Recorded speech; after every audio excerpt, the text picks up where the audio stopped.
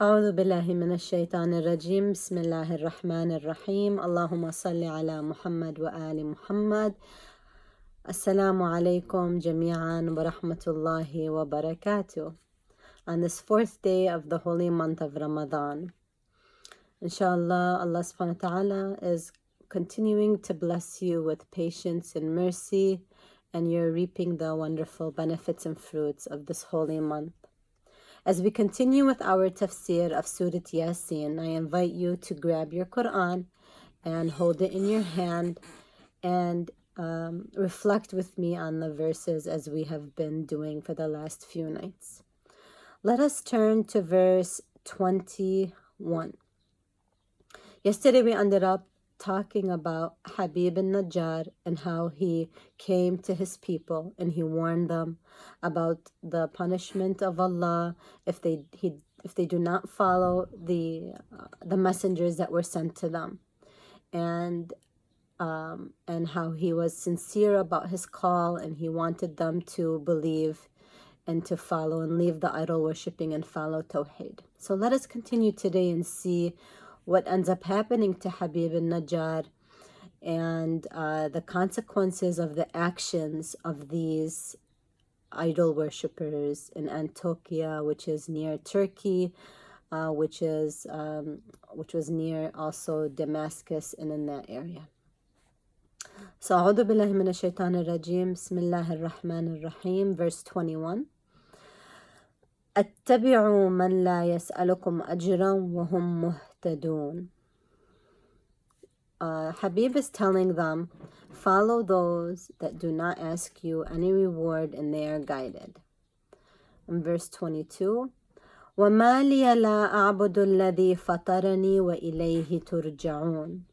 He's speaking out loud rhetorically and he's saying, how can I not أعبد, worship الذي فطرني, the one who created me, وإليه ترجعون, and I will go back to him.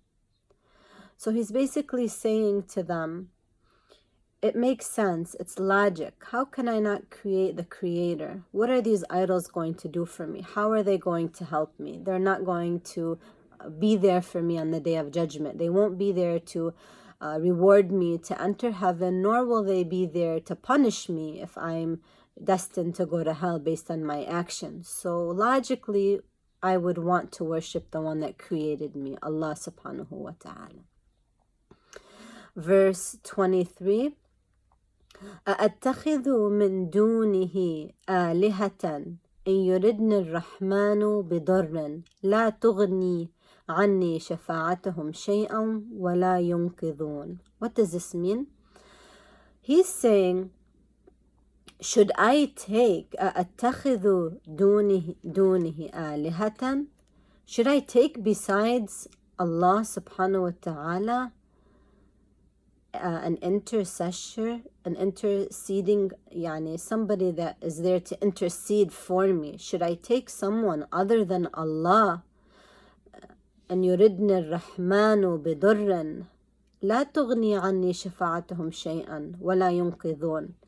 If God, Ar-Rahman, the merciful, the most beneficent, if He wills for something to happen to me, a misfortune, a calamity, will these individuals, will these idols who cannot even help themselves and they need me to protect them and they can't move, they can't talk, they can't do anything, will they be able to rescue me? No. Will they be able to see these people in the Medina of Antakya? What they did was they believed that these idols will help them get closer to Allah. This is the problem. So they believed in a God, but they worshipped the idols, seeking help from the idols to get close to God. Logically, someone would ask, what would make you go to a stone, to a dead entity, when you have the living, the sustainer, the creator, the one that created the heavens and the earth? What would make you do that? He's talking to them with common sense. Then he says in 24, إني إذا لفي ضلال مبين. If I were to do this, then I would be in great misguidance. If I were to take the idols and think that they can actually help me, that would make great misguidance for me. إني آمنت بربكم فاسمعون. Verse 25. Here the narrators say that he was addressing the messengers, telling them, إني آمنت بربكم. I believe in your Lord. فاسمعون. So listen. 26. قيل ادخل الجنة قال يا ليت قومي يعلمون. This is very interesting. Now we need to know, what did these people do with Habib al-Najjar? What was their reaction to his calling? Remember, he came from the outskirts of his town. He was a very normal, poor, average person in the community. Nobody special. He came warning them, caring for them, wanting them to believe in God. How did they react to this? Well, first of all, we know not only did they kill the messengers that came, what they ended up doing was they ended up stoning Habib to death. They stoned him to death. And as soon as they killed him, so he was a shaheed, he was a martyr in the way of Allah. He was calling towards the way of God. He was calling towards Tawheed. So they finished him off and they stoned him to death. That was their thanks. So they said, okay, Habib, you're not going to leave us alone. You're going to come and nag in our ears about Tawheed. Leave us alone. He would not, so they stoned him. What happened was, the narrators tell us that the commentators of the Holy Quran, Allah subhanahu wa ta'ala in verse 26 is saying to him, قِيلَ ادْخُلِ الْجَنَّةِ, enter paradise. They say that as soon as a shaheed or someone dies in the way of Allah, striving for God, and he dies, automatically, immediately his soul enters into the heaven of barzakh, of the purgatory life. There's two types of heavens, or when we die and we go to the purgatory life or barzakh, that's like an example, or like a preview of the everlasting heavens, which we will enter inshallah when we go to heaven on the day of judgment. But Imam Ali alayhi salam teaches us that the purgatory or the grave is either rawda min riyad al-jannah or hufra min hufar al-niran. It's either a part of paradise or a part of the hellfire. So however we live our life in this world, if we live it piously as mu'mins, believers, doing good actions, believing in the Holy Prophet and his Ahlul Bayt with purity, and we die with Allah subhanahu wa ta'ala, then our grave will turn into this beautiful piece of garden. So God's telling him, ادخل الجنة. قيل ادخل الجنة يا حبيب. You were killed in my way right away. No fear. I will recompensate you immediately. And then they say, the second part of this verse, he says, it's like kind of a snapshot into the future, the day of judgment. قال يا ليت قومي يعلمون. I wish my people. So now take your minds, go to the day of judgment. Imagine Habib in the heavens, on the high levels of the heavens. And he's saying, I wish my people. Ya layta qawmi. Yani ya layta means I wish. Ya layta qawmi ya'lamun. I wish they know. What do you wish they knew, Habib? Bima ghafara li rabbi wa ja'alani min al-mukramin. Verse 17. How my Lord has forgiven me, and he has made me from the mukramin. He has honored me. Subhanallah. So even Habib, he's so pious, he's such a good man that he wished good for his people in this world, and in his death, he wishes that they could see where he is in heaven, so that maybe that would be a motivating factor for them to turn to Allah and to believe in Allah. Now I want to turn your attention to the last word in verse 17. جعلني من المكرمين. What is it that we can do so Allah subhanahu wa ta'ala can make us from the honored ones? If Allah is going to honor you, first He is going to forgive your sins, then He is going to honor you by making you and taking you closer to Him. So we want to pray to be honored servants of Allah by receiving and seeking His forgiveness and then moving towards Him. So now we'll move on to verse 27. I'm sorry, I had said 17. That was 27. Now verse 28. وَمَا أَنزَلْنَا عَلَى قَوْمِهِ مِنْ بَعْدِهِ مِنْ جُنْدٍ مِنَ السَّمَاءِ وَمَا كُنَّا مُنْزِلِينَ. What does this mean? God now is saying, He's giving an example. He's still talking about these people of this town. If you notice in Surah Yaseen, it's taking such a great part in this chapter, this story. That means we're going to see there's over 18 lessons to learn from this story that we can apply in our daily life. Allah subhanahu wa ta'ala gives so many lessons and stories in the Quran, all for our benefit, so we can be closer and closer. So, وَمَا أَنزَلْنَا عَلَى قَوْمِهِ مِنْ بَعْدِهِ. We did not bring down on a town after we had, destroyed these people. مِنْ جُنْدِهِ مِنَ السَّمَاءِ وَمَا كُنَّا مُنْزِلِينَ. Basically, God is saying that after these people disbelieved, we did not have to bring down from the sky a great wrath, like bring down all the different powers and abilities that we have to destroy them. It didn't require all of that, because God is so mighty and powerful. But what He says is in verse 29, إن كانت إلا صيحة واحدة فإذا هم خامدون. All I need to do is to give one sign, kun fayakun, be and it is, and say, okay, these people now will be destroyed. So He wiped away this town. He destroyed them all in one call. The narrators say that it could either be literally a sound or a cry came from the heavens, or it could have been like a natural disaster, a natural earthquake that killed them and destroyed them all.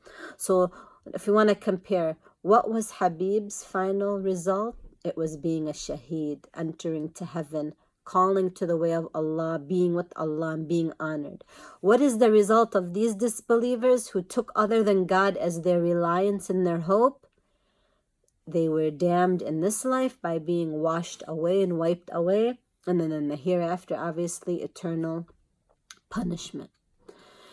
And then God says in verse 30, Ya hasratan ala al-ibad. Allah is saying right now, He's speaking. Ya hasra. When you say Ya hasra, it's like with great regret. It's like it's so unfortunate for them. Ala al-ibad. He's still calling them ibad. They are my servants. They are Allah's servants. ما يأتيهم من رسول. ما يأتيهم من رسول means that we did not send messengers to these people, not only these people, but many, many other generations before. إِلَّا كَانُوا بِهِ يَسْتَهْزِئُونَ. They used to mock these messengers. So these people that lived in Antiochia are not the only people that disbelieved in God, disbelieved in the messengers. God sent many messengers. We have over 124,000 prophets. Some of them are prophets, some of them are messengers. Over the generations from Prophet Adam all the way up to Prophet Muhammad sallallahu alaihi wasallam, and through time, through history, a lot of them did not believe. They disbelieved, and God destroyed them and made them as examples for the upcoming generations. But some of the generations took that as a sign, and some of them didn't.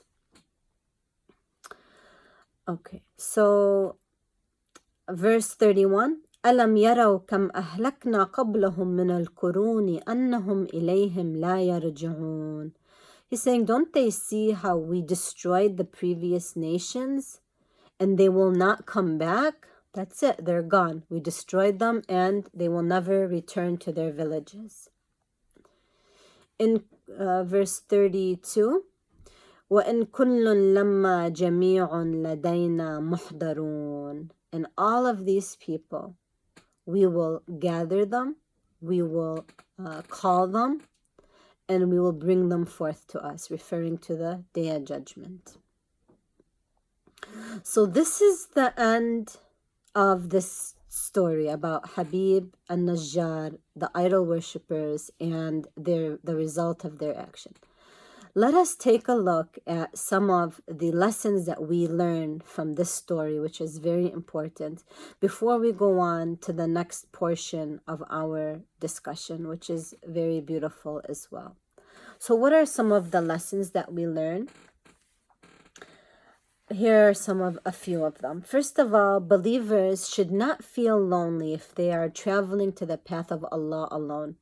They should know that God is with them, He will support them, and He will give them paradise, inshallah, in the hereafter. Another one which we see from Habib, a believer is a lover of guiding people. A believer is one that feels very hurt and uneasy when he sees his friends, his family members, his loved ones off the path of Allah subhanahu wa ta'ala. A believer is not one that just turns in his face and says, oh, I could care less. It's up to them. Who cares about them? It's their life. It's none of my business. No, it's all of our business, because we are all responsible for one another. We should all care and love. We all have that social wilaya. We have that responsibility to guide each other. And when one person commits a sin in a community, it affects everyone else.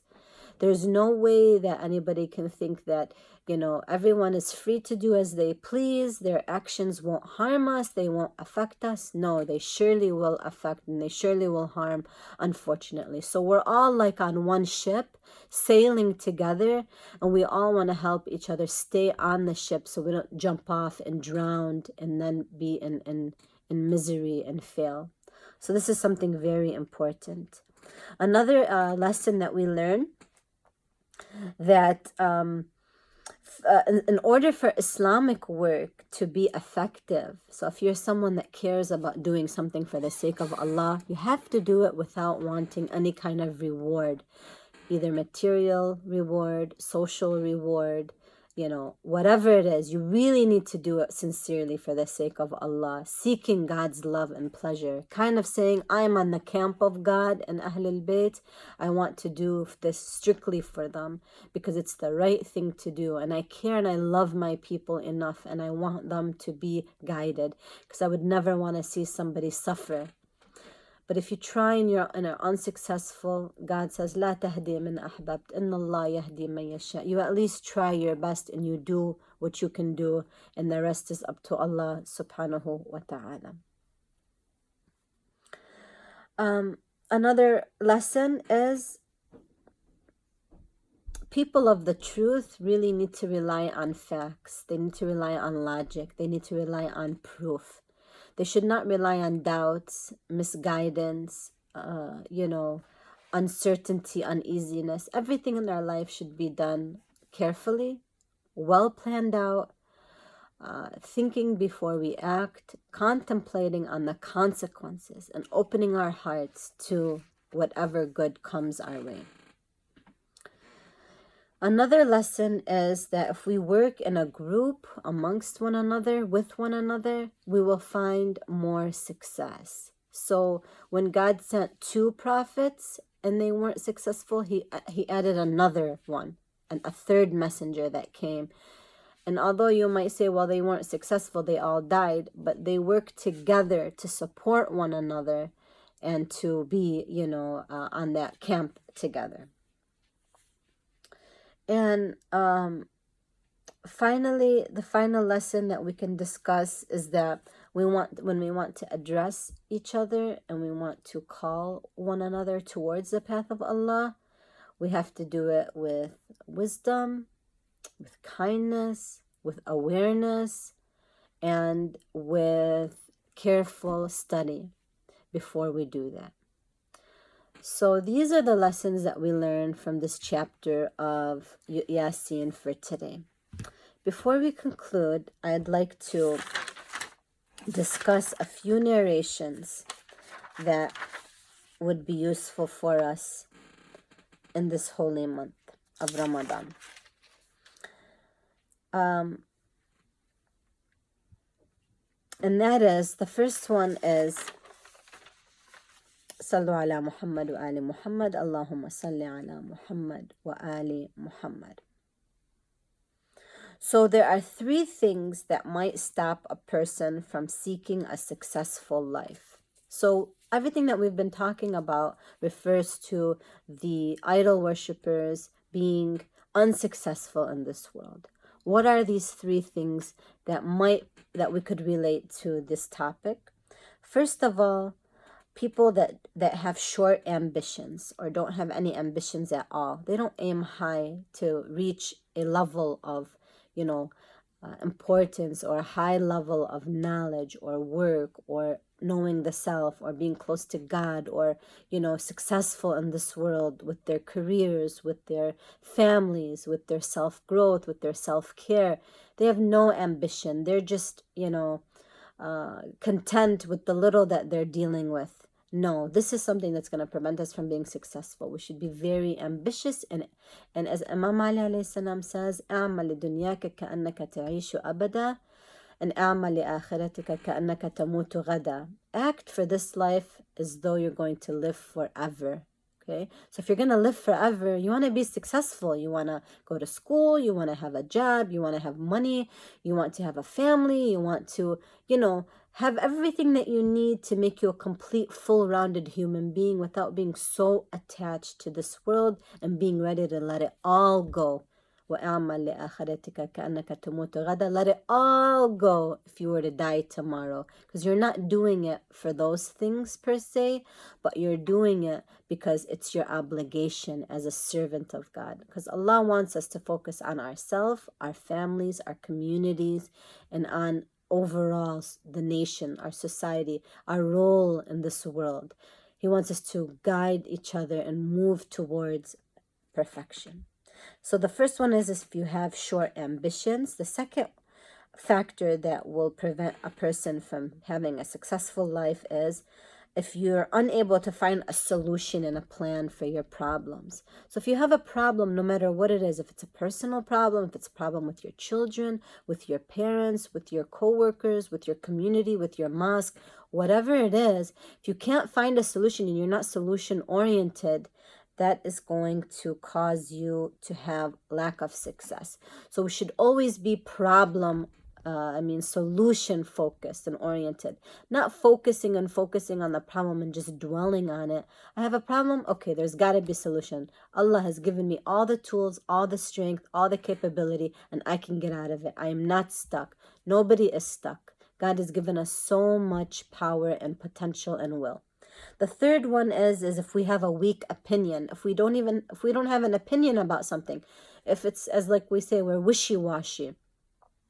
We, someone asks us something which, I have no idea, I don't know, or I haven't thought about that, or, it's okay to say I don't know, but we should have a strong opinion. We should have a personality, someone that knows what we want, someone that has thought about things, and stand up for what they believe.